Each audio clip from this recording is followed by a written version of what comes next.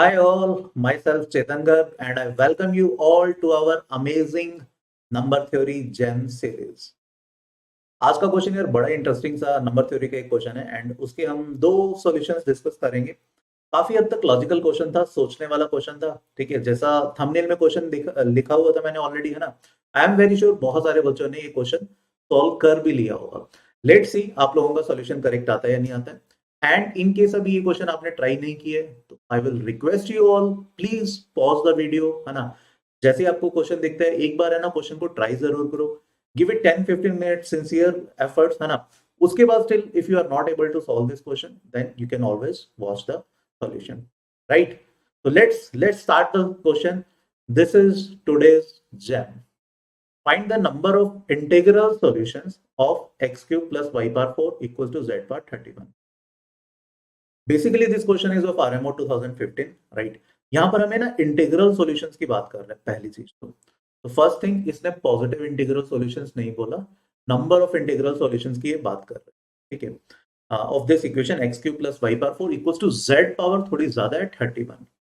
तो यार again I will request you, अगर आपने ये क्वेश्चन ट्राई नहीं किया, give it a try, definitely ये क्वेश्चन आपसे हो जाएगा। ठीक है, अब इसको ना हम थोड़ा सा ना सोचना स्टार्ट करते हैं कि कैसे हम इस क्वेश्चन में प्रोसीड कर सकते थे। देखो, क्योंकि x y और z ये तीनों इंडिपेंडेंट वेरिएबल, मतलब बेसिकली x y और z अभी रिलेटेड नहीं है, बस इस इक्वेशन के अलावा, है ना, इस इक्वेशन के अलावा इनमें कोई भी रिलेशन नहीं है।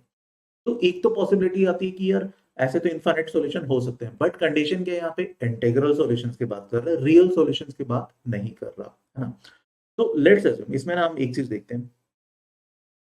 पता नहीं क्यों मुझे समहाउ लग रहा है कि मैं ना, अगर देखो इन सब की पावर सेम कर दूं, ठीक है, क्योंकि 3 4 31 ये आपस में को प्राइम है। इनका एलसीएम क्या हो जाएगा? LCM will be 3 times 4 times 31, this will be the LCM. ठीक है, तो what I am trying to say, मान लेते हैं let x1 y1 z1, this is one of the solution, कोई भी एक सॉल्यूशन है। Basically what I am trying to prove कि अगर इस इक्वेशन का मैं एक भी सॉल्यूशन ढूंढ लेता हूं, ठीक है, तो प्रैक्टिकली इसके इनफाइनाइट सॉल्यूशंस हों। क्यों? मैं जस्ट अभी आपको दिखाना चाहता हूँ। देखो, मैं मान लेता हूँ कि x1 y1 z1 इसका एक सॉल्यूशन है। इसका क्या मतलब होगा? I am assuming x1 cube plus y1 power 4 that is actually equal to z1 power 4। ये मेरी एजम्पशन है, z1 पावर 31। ठीक है, ये मैंने एज्यूम किया। ठीक है, अब देखो, अगर मैं x को, मैं चाहता हूँ कि ना, ये तो चलो बन ही जाएगा, उसके अलावा जो नया कांस्टेंट आएगा वो सभी में इक्वल आए। तो मैं x को मान लेता हूँ k रेज टू पावर 3, तो ऑलरेडी हो ही जाएगा 4 टाइम्स 31 इंटू x1। ये मैंने x को मान लिया, नई वैल्यू। सिमिलरली मैं y को मानूंगा k पावर 4, तो ऑलरेडी हो ही जाएगा, मतलब 3 टाइम्स 31 टाइम्स y1। सिमिलरली मैं z को मानूंगा, 31 तो ऑलरेडी हो ही जाएगा, तो k power 3 times 4 times z1। ठीक है, अब अगर मैं ये वाली x y और z की वैल्यूज इस इक्वेशन में प्लग करता हूँ, तो अब ध्यान से देखना क्या बनेगा।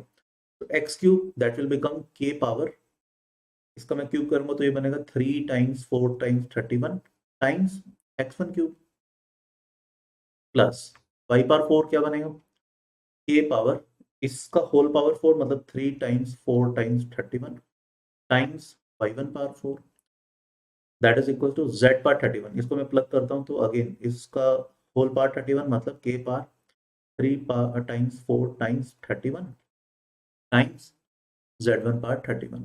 ध्यान से देखो, मैंने डेलिबरेटली क्या किया, ये कॉन्स्टेंट्स सब जगह, इन तीनों जगह सेम बन गए and hence we can cancel it out.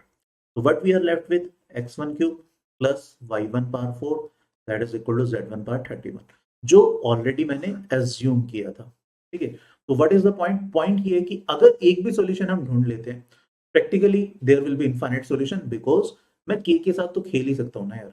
k को तो मैं कुछ भी डाल सकता हूँ, 2 3 4 1 5 7, कुछ भी, एनीथिंग। तो x1 y1 z1 अगर कोई भी मैं इंटीग्रल सॉल्यूशन ढूंढ लेता हूँ, तो there will be infinitely many solution. ठीक है, तो एक चीज तो ये हमें समझ में आई। बट हाँ, यहाँ पर अब यहाँ पर है ना, दो चीजें हैं। या तो आप कोई x1 y1 z1 ढूंढ के दिखा दो इसे, तो वी कैन क्लेम, इसके आगे वी कैन क्लेम कि भैया ये देखो, ये एक x1 y1 z1 एक सॉल्यूशन है, एंड इस वजह से since we can put any value of k, then there will be infinitely many solutions of this equation. But यहाँ पर क्योंकि पावर्स बहुत ज्यादा है, पावर 31 है ना, तो एक एक सिंगल इंटीग्रल सॉल्यूशन ढूंढना भी हिट एंड ट्रायल से आसान नहीं है। तो अब सोचते हैं और फर्दर इसमें कैसे किया जा सकता है। अभी तक जो हमें समझ में आया कि अगर एक सॉल्यूशन है तो there will be infinite solution, ठीक है। तो अब देखो कैसे प्रोसीड करते हैं। यहाँ पर फिर मैं थोड़ा सा सोचूं कि इंटीग्रल सॉल्यूशंस है और यहाँ पर ऑड पावर है, यहाँ पर इवन पावर है, ठीक है। तो क्यों ना मैं मतलब इन दोनों को आपस में कैंसिल आउट करा दूं, ये तो मैं करा ही सकता हूँ। तो z को मैं 0 मान लूंगा। मतलब अगर किसी तरीके से मैं ये कर दूं y power 4 is actually equal to minus x power minus x cube, तो इन दोनों का सम 0 हो जाएगा। तो वहां से मैं z को 0 रख दूंगा। ये तो मेरे लिए आसान ही है और ये चीज तो मैं करा ही सकता हूँ। देखो y को आई कैन एज्यूम, क्योंकि पावर क्यूब है तो ये तो नेगेटिव बन ही सकता है। y power 4 will always be positive, perfect है। बट x को मैं नेगेटिव वैल्यू डाल सकता हूँ, है ना। जैसे मैं y को मान लेता हूँ किसी भी नंबर का k का क्यूब, और x को मैं मान लेता हूँ नेगेटिव ऑफ k की पावर 4, ठीक है। अब इसका क्या मतलब होगा, y power 4 will be k power 12, x cube will be how much, cube कर रहे हैं तो नेगेटिव का cube will remain negative, k power 12, ठीक है। नाउ अगर मैं इन दोनों को ऐड करता हूं तो what I will get x cube plus y power 4 that is equal to simply 0। That means z is 0। तो इसका मतलब देखो एक चीज मेरे को समझ में आ गई, माइनस के पावर 4 के क्यूब एंड 0, ये जो है this will always be a solution of this equation. ये तो हमेशा एक सॉल्यूशन होगा ही होगा। अब के को आप जो मर्जी डाल लो यार, ठीक है। समझ पा रहे हो, there will be practically infinitely many solution. ये तो वो सॉल्यूशन आ गए जब z 0 है, कोई बात नहीं है, एक्सेप्टेबल सॉल्यूशन है, बिकॉज हमें तो इसने नंबर ऑफ इंटीग्रल सॉल्यूशन पूछा। तो when z is 0 then there are also infinitely many solution, ठीक है। बट बहुत सारे बच्चे कहते हैं कि सर इसमें मजा नहीं आया, कोई एक ऐसा सॉल्यूशन हमें निकाल के दिखाओ ना जिसमें z 0 ना हो, ठीक है। अब उसके लिए ना थोड़ा सा आपको सोचना होगा। तो यहाँ पर एक चीज हमें समझ में आ गई कि मैं इन दोनों को बेसिकली एक्स क्यूब और वाई पावर 4 को एक दूसरे का नेगेटिव साइन करवा सकता हूँ, ठीक है। बट सोच के देखो, अगर एक्स क्यूब और वाई पावर 4 दोनों बराबर हो, तो जब हम इन दोनों को ऐड करेंगे तो that will become twice of x cube. अब एक्स भी अगर 2 का ही कुछ पावर होता, अगर एक्स भी 2 का ही कुछ पावर होता, तो बेसिकली 2 का एक यूनिक पावर बन जाए, ठीक है। चलो मैं क्या बोलना चाह रहा हूं मैं आपको समझाता हूँ। मैं कोशिश करता हूँ एक्स क्यूब और वाई पावर 4 दोनों को बराबर करने की, और एक्स को भी 2 का ही पावर रखता हूँ, तो मतलब मैं एक्स को मान रहा हूँ 2 रेज टू पावर के, ठीक है, and in fact 2 raise to power 4 के, बिकॉज जब क्यूब करूंगा तो वो 12 के बन जाएगा। ऐसे ही वाई को मैं मान रहा हूँ 2 रेज टू पावर 3 के। ऐसा करने से देखो क्या हुआ, जो एक्स क्यूब है वो 2 रेज टू पावर 12 के हो जाएगा, एंड सिमिलरली वाई पावर 4 जो है वो 2 रेज टू पावर 12 के हो जाएगा। अब जब मैं इन्हें ऐड करता हूँ तो अब देखो ध्यान से क्या होगा, x cube plus y power 4, this will become 2 power 12 के प्लस 2 पावर 12 के, विच इज एक्चुअली, अब ये सेम है तो 2 टाइम्स 2 पावर 12 के। और देखो अब इसका फायदा क्या हुआ, एक यूनिक पावर मेरे पास आ गई, 2 की पावर है ना, 12 के प्लस 1। तो ये भी अगर 2 की किसी पावर के इक्वल बन जाए, मतलब अगर मैं z को मान लेता हूँ, z को मैं 2 का पावर कुछ भी मान लेता हूँ, लेट से मैं m मान लेता हूँ, ठीक। दिस इंप्लाइज बेसिकली मैं क्या कर रहा हूँ, z पावर 31 को क्या मैं, z पावर 31 क्या हो जाएगा, 2 रेज टू पावर 31m। अब प्रैक्टिकली मुझे इन दोनों को इक्वेट करना है, मतलब मैं चाहता हूं कि ये वाली चीज इसके इक्वल बन जाए, ये दोनों चीजें हम चाहते हैं कि इक्वल बन जाए, राइट। तो इसका मतलब दैट विल इम्प्लाई जो 12 के प्लस 1 है that should be equal to 31m। अब यहां से मुझे कोई एक ऐसा k और m मिल जाए ना, तो मेरे पास x y और z की वैल्यूज आ जाएंगी जो कि पॉजिटिव होंगी, नॉन जीरो होंगी, जो शायद काफी बच्चों का इंटरेस्ट भी था कि सर नॉन जीरो वैल्यू चाहिए हमें, जीरो वाला ठीक है समझ में आ गया, ये भी समझ में आ गया कि इनफाइनाइट सॉल्यूशंस होंगे, बट कोई नॉन जीरो वैल्यूज निकाल के दिखाओ। तो देखो अब यहाँ पर है ना 12 के प्लस 1, क्योंकि ये 12 का मल्टीपल है तो 31 को अपन थोड़ा सा ब्रेक करते हैं, इसको 24m प्लस 7m लिखते हैं, ठीक है। 24m को राइट साइड पर ले आओ तो यार 12 कॉमन लोगे, this will become k minus 2m plus 1 को लेफ्ट साइड पर ले जाओ 7m माइनस 1, अब यार अब ये तो आप सोच सकते हो, 31 के मल्टीपल्स में सोचना थोड़ा मुश्किल हो रहा था, 7 के मल्टीपल्स में तो सोच सकते हो। 7 का कोई मल्टीपल -1 जो 12 का मल्टीपल हो, दिख रहे हैं यार, 49 -1 48 होते हैं, और 48 12 का मल्टीपल है। मतलब अगर आप m को डाल देते हो 7, ठीक है, इफ m इज 7, ये क्या बन जाएगा, दिस विल बिकम 48, तो this k -2m this has to be 4, तो k -2m को अगर 4 रखना है, ठीक है, और m 7 है तुम्हारा, तो k should be equal to 18, 18 -14 तभी तो 7 बन पाएगा। तो k हमारा 18 हो गया, m हमारा हो गया 7। मतलब क्या, x को मैं मानता हूँ, जैसे इम्प्लाइज, अब देखो अब मेरे पास है ना नॉन जीरो सोल्यूशन है, x को मानता हूँ मैं 2 रेज टू पावर 4 के, मतलब 2 रेज टू पावर 72, ठीक है। y को मैंने माना था 2 रेज टू पावर 3 के, मतलब 2 raise to power 18 times 3 which is 54, ठीक है। तो मेरा जो z आएगा, जो मेरा अब इस कहानी से z आएगा, ठीक है, z देखो क्या आएगा, z कितना था हमारा, 2 रेज टू पावर, कहाँ गया भाई, ये रहा, माना था हमने z को 2 रेज टू पावर 31 m, और m मेरा कितना है 7, तो z मेरा हो जाएगा 2 raise to power 31 times 7 which is 270, right, ये बनेगा ना। हाँ, ये मेरा एक सॉल्यूशन हो गया, यूनिक सॉल्यूशन, जिसमें एक्स वाई जेड का वैल्यू क्या है, नॉन जीरो है। समझ में आया।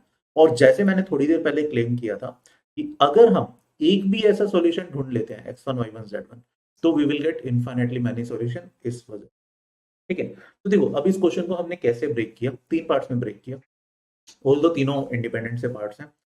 पहला तो अगर मुझे कोई भी एक सॉल्यूशन मिल जाए तो there will be infinitely solution, ठीक है। तो हम वो एक सॉल्यूशन की सर्च में गए, बट क्योंकि पावर्स बड़ी थी, इंटीग्रल वैल्यूज हमें ढूंढनी थी, तो हम उसमें बढ़ नहीं पा रहे थे। या फिर है ना, यहाँ पे देखो एक है ना, सिंपल सा सॉल्यूशन ऐसे भी देख सकते थे आप, सीधा ही दिख रहा था, कि आप इसको x को 1 -1 मान लो, y को 1 मान लो, z को 0 मान लो, खत्म ही हो जाता, सीधा ही खत्म हो जाता है यार, -1 1 0, ठीक।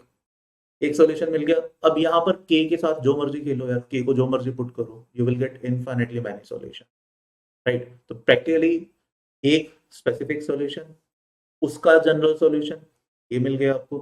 फिर मैंने क्लेम किया, मतलब काफी बच्चों का क्योंकि इंटरेस्ट था कि नॉन जीरो सॉल्यूशन चाहिए, ठीक है। तो नॉन जीरो सॉल्यूशन के लिए हमने ये चीज की, जिसमें x की वैल्यू ये, y का वैल्यू ये, z का वैल्यू ये। फर्दर अब हम यहाँ से इनफाइनेटली मैनी सॉल्यूशंस लेकर आ सकते हैं, राइट। तो आई होप ये वाला क्वेश्चन अभी अच्छे से समझ में आ गया होगा कि कैसे हमने इसमें प्रोसीड किया। Thank you all, I hope आपको आज के जेम सीरीज में मजा आया होगा। एंड अगर आप है ना इस टाइप के और क्वेश्चंस अपने रेगुलर बैचेस में करना चाहते हो, रेगुलर सेशन चाहते हो इस टाइप के क्वेश्चंस के, तो we have some batches for you. Currently at Vedantu we are running RMO batch and INMO batch, अच्छे बच्चों के लिए, ठीक है। And these batches are completely free of cost, you do not have to pay anything to get enrolled in these batches, right. But yes, there is some eligibility criteria for these batches। RMO batch के लिए eligibility criteria क्या है कि अगर आपने IUQM 21-22 जो अभी 6 मार्च को एग्जाम हुआ था, 6 मार्च 2022 को, अगर आपका उस एग्जाम में स्कोर 8 या अबव आ रहा है, ठीक है, और आपने पहले कभी भी किसी IUQM या प्री आरएमओ के एग्जाम में आपको सर्टिफिकेट मिला है, तो then you are eligible for this batch. Batch का स्केड्यूल क्या है, 2 डेज अ वीक ये बैच होता है, ठीक है, ट्यूसडे एंड थर्सडे को। टाइम है 6:30 PM टू 8 PM, शाम में टाइम होता है। एंड इन केस इफ मतलब this particular batch is clashing with your any prior schedule, और अगर आप इन केस कोई भी क्लास पहले मिस करते हो in case, then you can definitely watch the recording of these batches, right. इसमें टेस्ट भी होंगे after every 15 days. INMO batch के लिए there is a separate criteria, ठीक है। अगेन मतलब जो अभी 6 मार्च 2022 को एग्जाम हुआ था AQM का, उसमें अगर योर स्कोर इज 20 और अबव, या आपने पहले कभी भी किसी IUQM या प्रीवियस ईयर्स में इनमो में अपीयर हुए हो आप, then you are eligible to get enrolled in this batch। Again, you don't have to pay anything to get enrolled। schedule है every Saturday, मिनिमम 2 आवर्स का हमारा एक सेशन होता है, 6:30 PM टू 8 PM, राइट। एंड अगेन इसमें भी after every 15 days you will get test. Enrol कैसे होना है, नीचे डिस्क्रिप्शन में भी एक गूगल फॉर्म का लिंक दिया हुआ है, ठीक है। यहाँ आपकी स्क्रीन पर भी गूगल फॉर्म है, डिस्क्रिप्शन में भी लिंक दिया हुआ है, आप उस लिंक को प्रेस करके गूगल फॉर्म पर जा सकते हो। उस गूगल फॉर्म में डिटेल्स फिलअप करो अपनी, एंड आपकी डिटेल्स वेरीफाई होने के बाद you will be enrolled in this batch. In case you are finding any difficulty, okay, then you can mail me. My email ID is chetan.garg@vedantu.com. ठीक है, अगर आपको एनरोलमेंट होने में कुछ भी प्रॉब्लम आ रही है, किसी भी टाइप का इशू है, you can write to me, right. And there is a batch for pre-RMO also. Pre-RMO prime batch है ये, ठीक है. जो एलिजिबिलिटी क्राइटेरिया के बेसिस पर जो बैच था that is completely filled up, वो अभी फिल अप हो गया. तो this is the batch for you. ये बैच में प्री-आरएमओ की प्रिपरेशन कराई जाएगी right from the basics to highest level of pre-RMO. Pre-RMO तक का पूरा प्रिपरेशन करवाया जाएगा. ये इस बैच का स्केड्यूल है. रफली 70 लेक्चर्स के अराउंड होंगे and there will be test again after every 15 days. Basics के लिए some extra sessions will be there and you will get video solution of this test. ये जो टेस्ट है इनके वीडियो सॉल्यूशंस भी मिलेंगे. टेलीग्राम पर डाउट सॉल्विंग भी रहेगा. विद इन 24 आवर्स आपके जो भी डाउट्स हैं वो सारे रिजोल्व किए जाएंगे, चाहे वो किसी भी सोर्स से है, ठीक है. Not only from our assignments, जो भी आप बुक कर रहे हो या कोई और कंटेंट कर रहे हो उसके डाउट्स भी इस सेशन में लिए जाएंगे. असाइनमेंट जितने भी आपको मिलेंगे उनके वीडियो सॉल्यूशंस भी रहेंगे, राइट. ये बैच अप्रैल 4 से स्टार्ट हो रहा है. 4 days इन अ वीक इसकी क्लासेस हैं. मैं लिख देता हूँ. बेसिकली ये क्लासेस जो है that is on Monday, Wednesday, Thursday and Friday, ठीक है. ये 4 दिन इनकी क्लासेस है. Timing 6:30 PM to 8 PM, right. इस बैच में एनरोल करने के लिए लिंक डिस्क्रिप्शन में दिया हुआ है. But yes, this is not a free batch, but this batch is open to all. कोई भी बच्चा जो अभी 8, 9, 10th, 11th, 12th या इवन 7th में भी है और मैथ्स एंथुसियास्ट है, मैथ्स के लिए प्रिपेयर करना चाहता है ओलंपियाड के लिए, then he or she can enroll in this batch. Description में लिंक दिया हुआ है. ये बैच वैसे 9,000 का, but yes, you can apply this coupon CGPRO and you'll get it and get an additional 10% discount. Right? तो that's it from today's session. हम next session में मिलेंगे एक नए जेम के साथ, एक नए से इंटरेस्टिंग क्वेश्चन के साथ, right. So till then please take a very good care of yourself. Thank you. Bye bye.